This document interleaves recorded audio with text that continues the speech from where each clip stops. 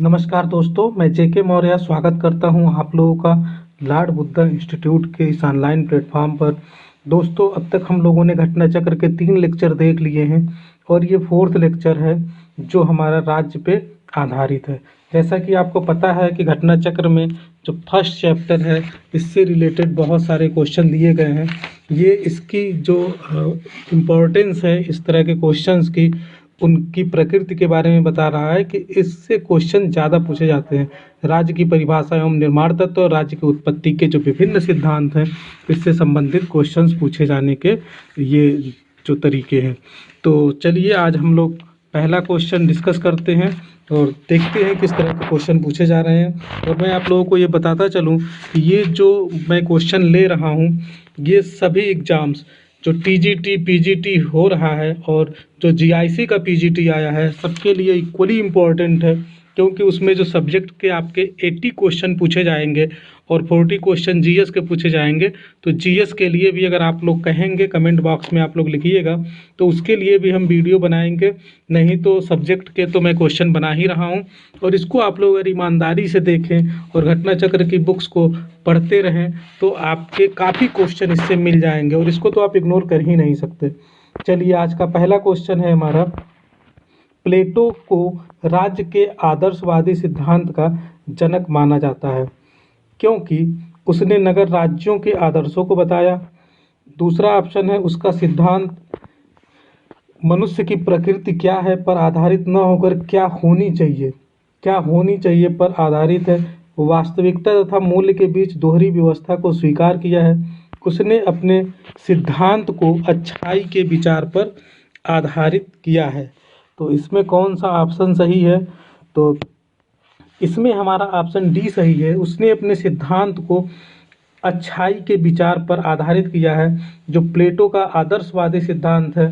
ठीक है, तो आदर्शवादी सिद्धांत में प्लेटो ने क्या किया है, जैसे आप लोगों ने पढ़ा होगा कि जो यूनानी युग था, यूनानी काल में जो उस समय नगर राज्यों की जो बुराइयां थी उसमें नगर राज्यों की ही बात होती थी। तो नगर राज्यों की बुराइयों को देखते हुए उसने उसके समाधान के लिए अच्छे गुणों से संपन्न दार्शनिक राजा का समर्थन किया जो नगर राज्यों की बुराइयों को समाप्त कर ले। यानी कि इसका जो सिद्धांत था वो अच्छाई पर निर्भर था, कि अच्छाई के विचार पर आधारित था। चलिए नेक्स्ट क्वेश्चन देखते हैं। दूसरा क्वेश्चन है, निम्न में से कौन सा एक सही सुमेलित नहीं है? ठीक है, तो इसमें हमारा ऑप्शन है पहला सकारात्मक हीगल, दूसरा है सुख एवं दुख गणक बेंथम, वैज्ञानिक व्यक्तिवाद स्पेंसर और लोकतांत्रिक केंद्रीयतावाद एंजल्स।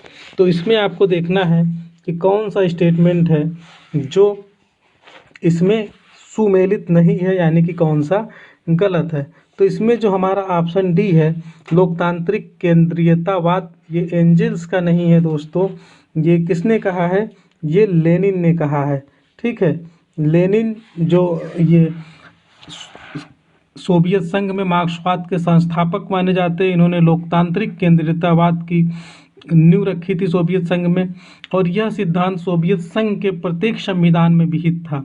जनवादी जो चीन है, चीन के साम्यवादी दल और शासन के संगठन के लिए भी यही सिद्धांत अपनाया गया है।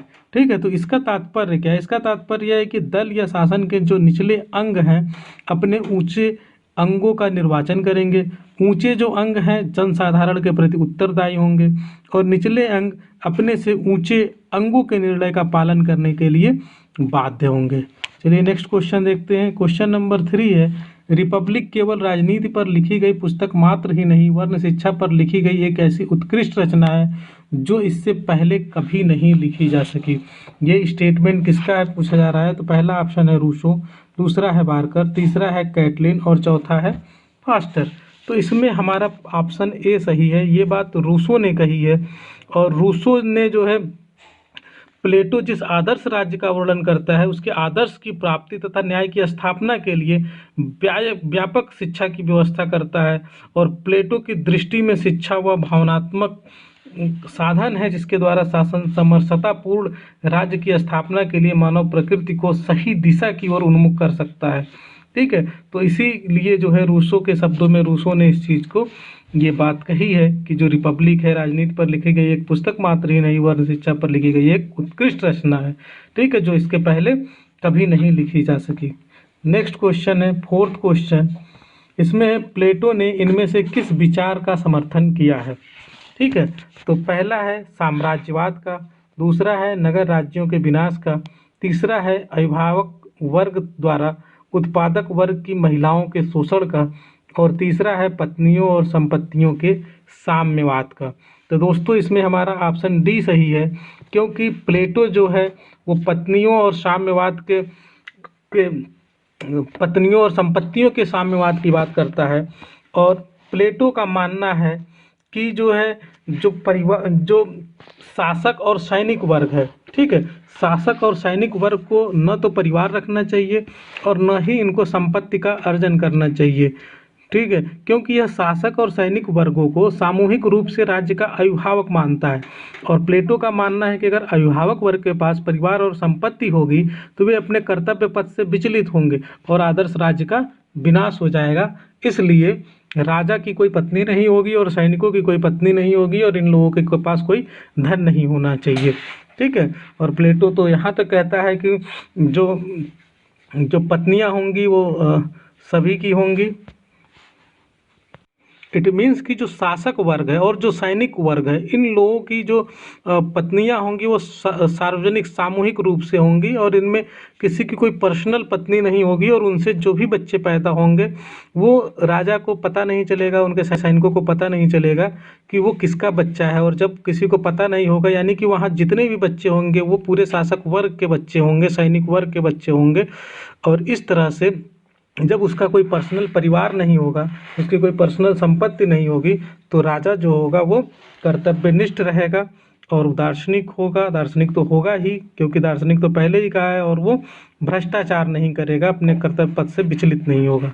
चलिए नेक्स्ट क्वेश्चन है, पत्नियों एवं संपत्ति के साम्यवादी सिद्धांत के प्रतिपादक कौन थे। तो इसकी चर्चा मैंने अभी कर ही दी है, तो अब इसका मैं आंसर नहीं बताने वाला हूँ, इसका आंसर आप लोग कमेंट बॉक्स में दीजिएगा। चलिए नेक्स्ट क्वेश्चन है, बीवियों के साम्यवाद की वकालत किसने की। देखिए एक ही क्वेश्चन को कैसे कैसे चेंज करके पूछा जा रहा है, बस केवल ऑप्शन को उसमें कम या ज़्यादा कर दिया जा रहा है। ये जो क्वेश्चन है आपका DS SSB PGT में पूछा गया है 2014 में। ठीक है, 2014 में पूछा गया है। और इसके पहले वाला जो क्वेश्चन था वो राजस्थान PGT में पूछा गया था। ठीक है, तो इसके पहले वाला जो क्वेश्चन था वो UP PGT 13 में पूछा गया था। तो एक ही क्वेश्चन देखिए सभी एग्जाम्स में पूछे जा रहे हैं और बहुत इंपॉर्टेंट क्वेश्चन है, ये तो पता ही होना चाहिए आप लोगों को। अगर ये आप एग्जाम में मिस्टेक करते हैं तो ये ब्लंडर मिस्टेक है और ये माफ़ी के काबिल नहीं है। क्वेश्चन नंबर 7 देखिए, प्लेटो ने किसके साम्यवाद में विश्वास किया। ये भी उसी तरह का क्वेश्चन है और इसमें भी आप लोगों को पता ही होगा, ऑप्शन C संपत्ति और पत्नियों के साम्यवाद को। ये हिमाचल प्रदेश असिस्टेंट प्रोफेसर 2014 में पूछा गया है। चलिए नेक्स्ट क्वेश्चन, प्लेटो के आदर्श राज्य की विशेषता निम्न में से कौन सी नहीं है पूछा जा रहा है। तो इसमें देखिए कौन सा नहीं है, दार्शनिक का शासन, दूसरा है अभिभावक वर्ग के लिए संपत्ति व परिवार का साम्यवाद, नर नारी के समान अधिकार, पुरुष प्रधान परिवार। कौन सा नहीं है। अच्छा, इसमें आप लोग थोड़ा सा एक कॉमन सेंस भी अगर लगा लें, प्लेटो ये दार्शनिक का शासन ये तो पता ही है, प्लेटो का स्टेटमेंट ही है, इम्पॉर्टेंट स्टेटमेंट है। और दूसरा अभिभावक वर्ग के लिए संपत्ति एवं परिवार का साम्यवाद, ये आपको पता ही है। अब इन दोनों में आप कंफ्यूज हो सकते हैं, नर नारी के समान अधिकार और पुरुष प्रधान परिवार।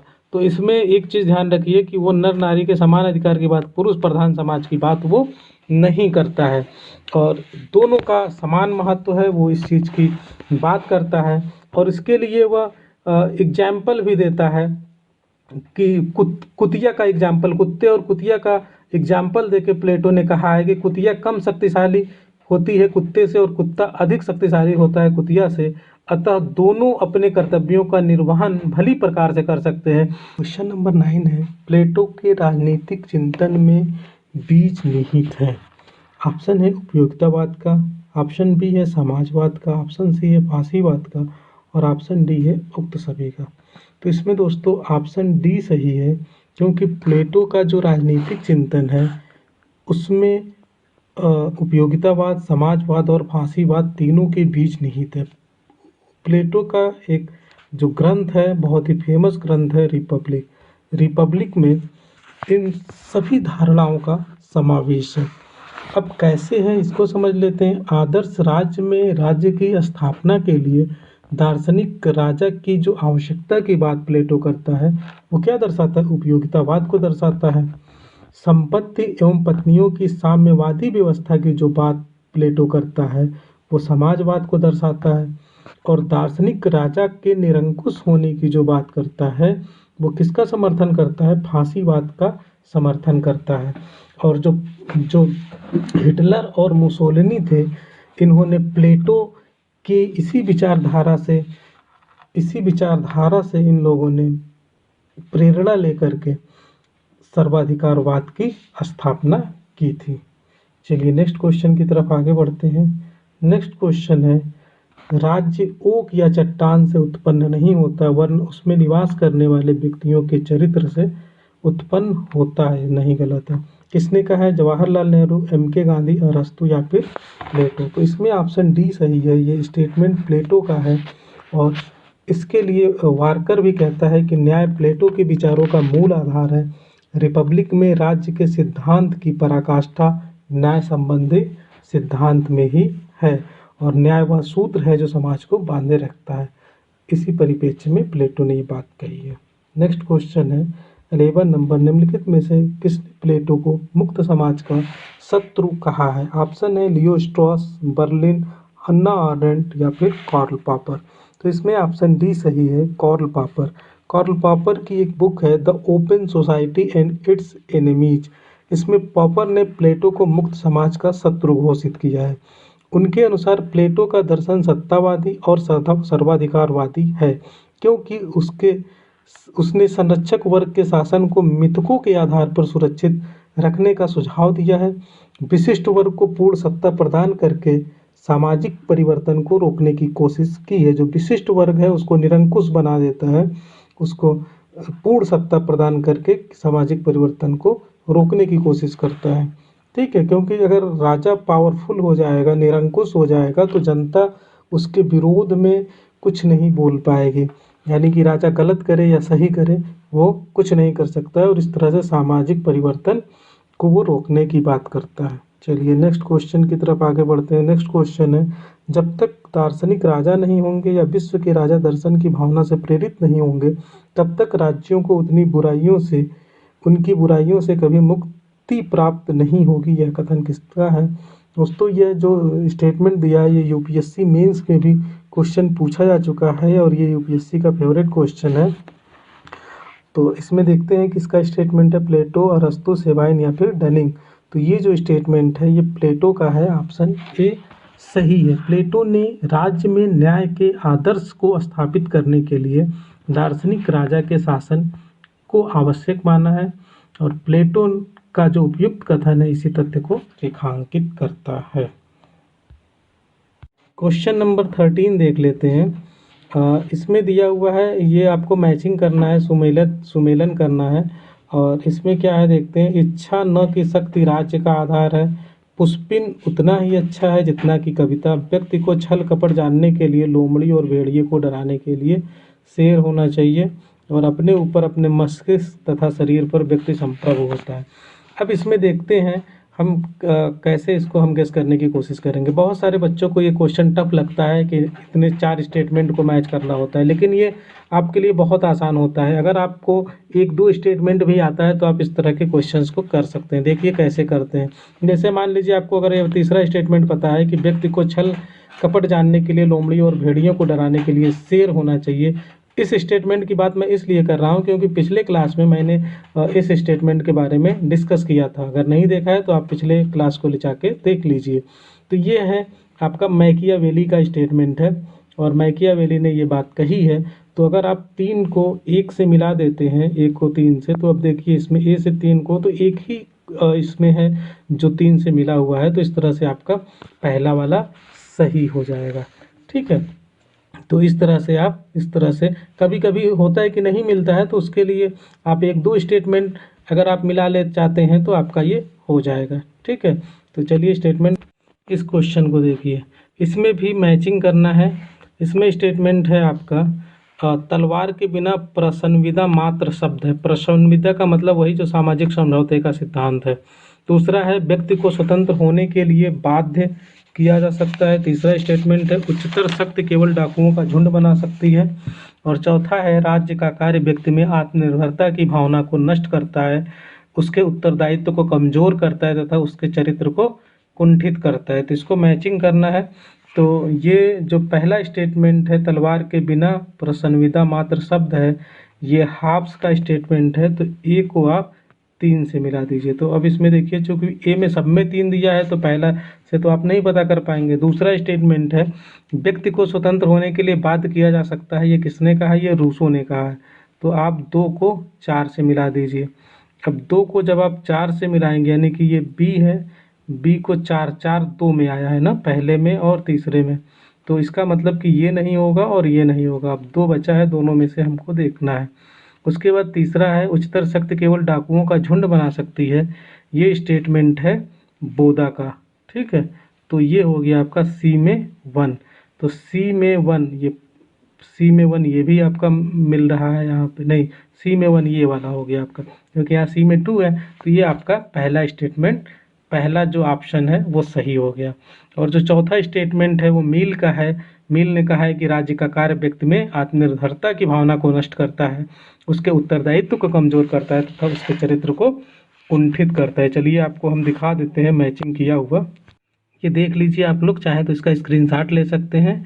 ये आपके सामने लिखा हुआ है हाब्स का स्टेटमेंट, रूसो का, बोदा का और मील का, जो मैंने आपको डिस्कस कर दिया। चलिए आगे बढ़ते हैं।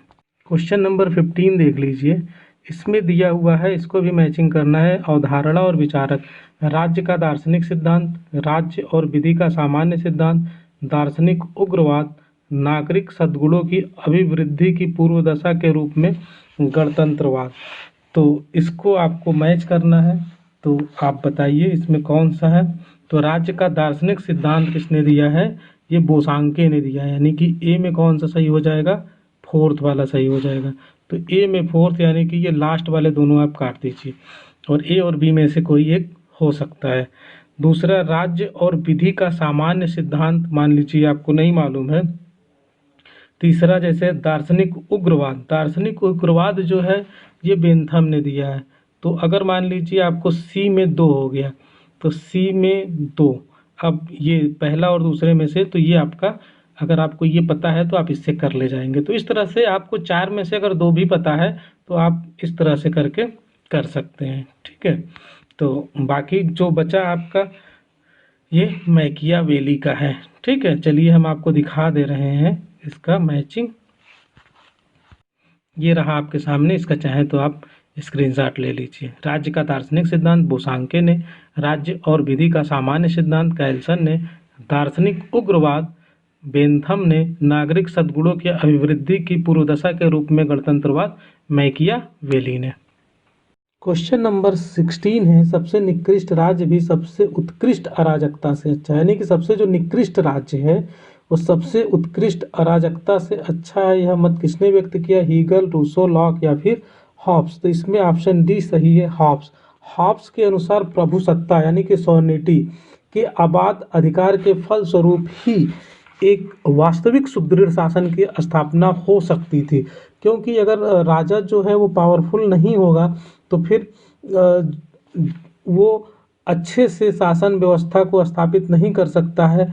और इस अगर आप शर्त लगा देते हैं राजा के ऊपर कि आपको ये करना है प्रजा के लिए, तो फिर इस तरह से शर्तें अगर लगा देने से अनिश्चय और अविश्वास की भावना हो सकती थी, जिससे इस प्रकार के झगड़े उत्पन्न हो जाते।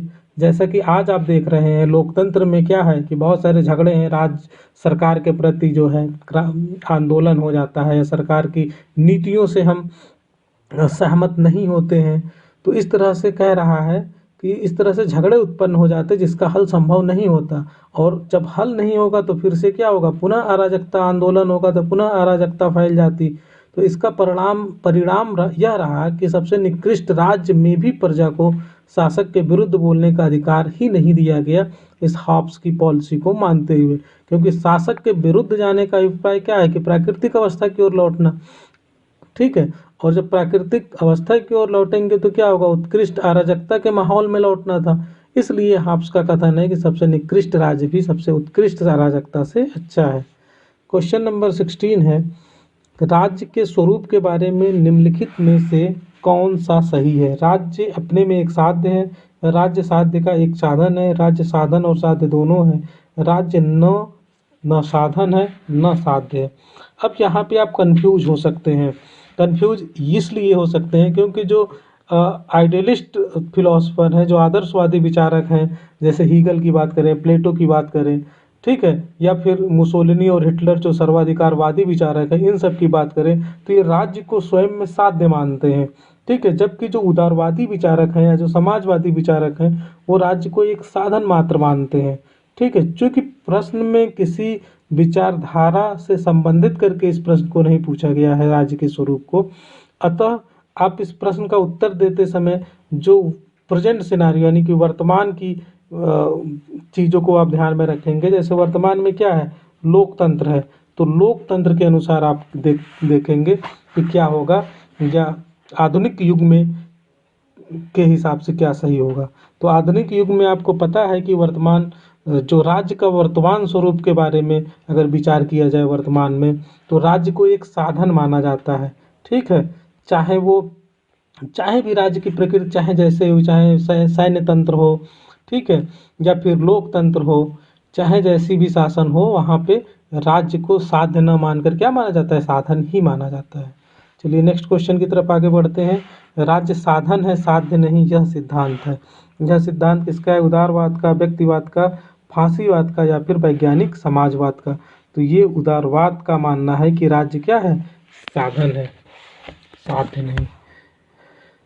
नेक्स्ट क्वेश्चन है, एक आधुनिक राज्य संविधान में के बिना राज्य नहीं अपितु अराजकता का साधन। एक आधुनिक राज्य संविधान के बिना राज्य नहीं अपितु क्या है, अराजकता का साधन है। यह कथन किसका है, लॉर्ड ब्राइस का, एवी डाइसी का, जैलिनेक का या फिर जी वीसा का। तो अगर हम एक आधुनिक राज्य की बात करें तो आधुनिक राज्य जो है संविधान के बिना राज्य नहीं है। ठीक है, अपितु यह क्या है, अराजकता का शासन है। ये कहा है जैलिनेक ने कहा है।